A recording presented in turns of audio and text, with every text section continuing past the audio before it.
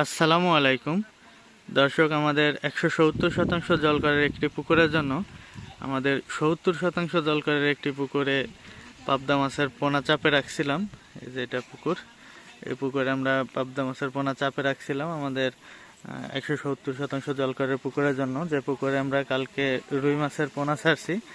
তো আজকে আমরা এই পুকুর থেকে পাবদা মাছ উঠাই নিয়ে গিয়ে আমাদের 170% জলকরের পুকুরে দিব, সেজন্য জাল নামানো হয়েছে।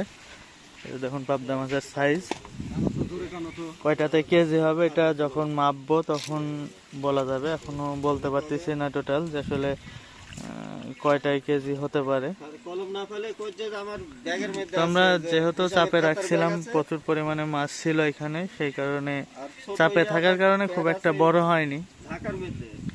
কারণ 70% জায়গা আমরা যখন মাছ ছাড়ি তখন 2,10,000 মাছ দিয়েছিলাম।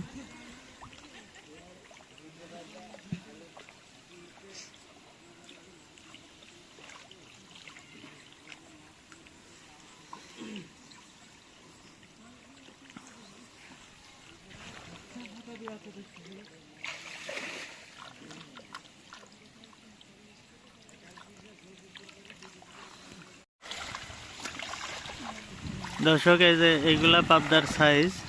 আমরা প্রথমে পাবদা এই যে এই জাল দিয়ে ছোটগুলি বের করে দিয়ে তারপরে মাছ দিয়েছিলাম, কিন্তু মাছ এখন দুর্বল হয়ে গেছে, কিছু ছোট ছোট মাছগুলি মারা যাচ্ছে। তো সেই কারণে আমরা আপাতত অল্প কিছু আর জালে মাছ আছে, এই মাছগুলা এমনিতেই দিচ্ছি।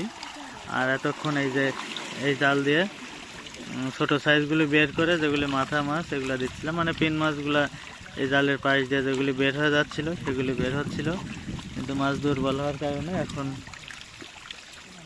যেভাবে দেওয়া হচ্ছে, মানে ডাইরেক্ট দেওয়া হচ্ছে, যা আসতেছে তাই।